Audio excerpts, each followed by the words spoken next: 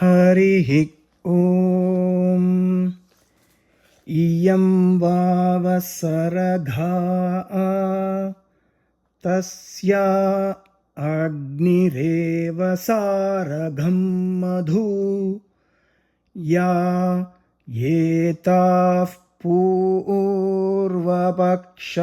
परपक्षयो रात्रयः तामधुकृतः यान्यहानि ते मधुवृषाः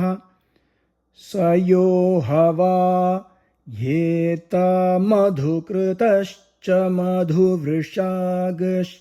वेधा कुर्वन्ति हास्यैता अग्नौ मधु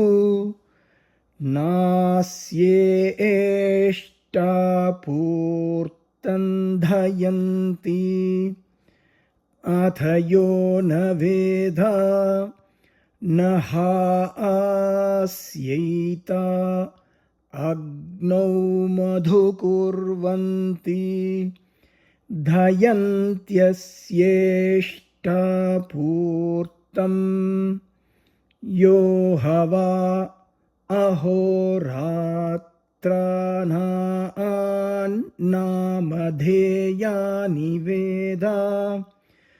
नाहोरात्रेष्वार्तिमार्च्छति संज्ञानं विज्ञानं दर्शादृष्टेति एतावनुवाकौ पूर्वपक्षस्याहोरात्राणां नामधेयानि प्रस्तुतं विष्टुतगुं सुतसुण्वतीति एतावनुवाकावपरभक्षस्याहोरात्राणां नामधेयानि नाहोरात्रेष्वार्तिमार्च्छति य एवं वेद यो ह वै मुहूर्तानां नामधेयानि वेद न मुहूर्तेष्वार्तिमार्च्छति चित्रः केतुर्दाता प्रदाता सविता प्रसविताभिशास्तानुमन्तेति एतेनुवाका मुहूर्तानां नामधेयानि न मुहूर्तेष्वार्तिमार्च्छति य एवं वेद यो ह वा अर्धमासानां च मासानां च नामधेयानि वेद नार्धमासेषु न मासेष्वार्तिमार्च्छति पवित्रं भवयिष्यन् सहीयान्नरुणो ऋणरजा इति एतेनुवाका अर्धमासानां च मासानां च नामधेयानि नार्धमासेषु न मासेष्वार्तिमार्च्छति य एवं वेद यो ह वै यज्ञक्रतूनां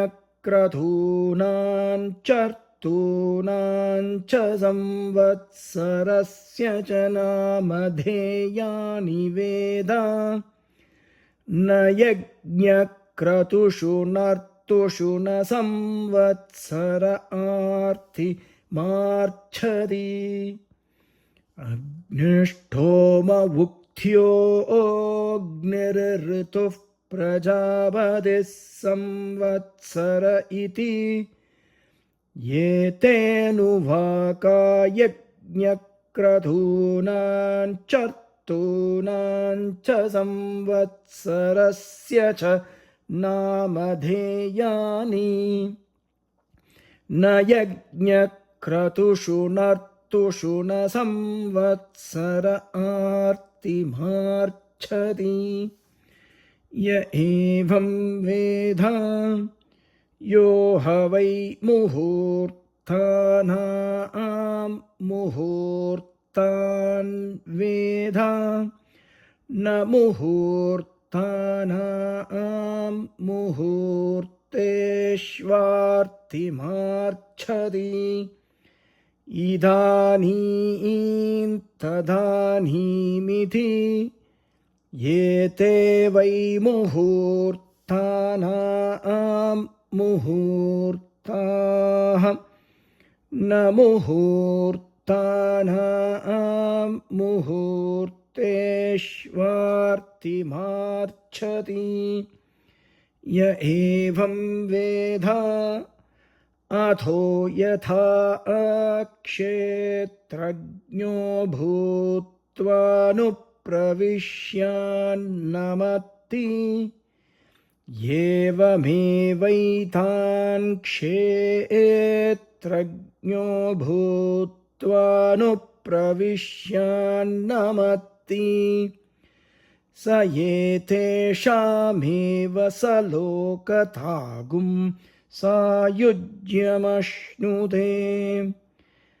अपपुनर्मृत्युञ्जयति य एवं वेद हरिः ॐ।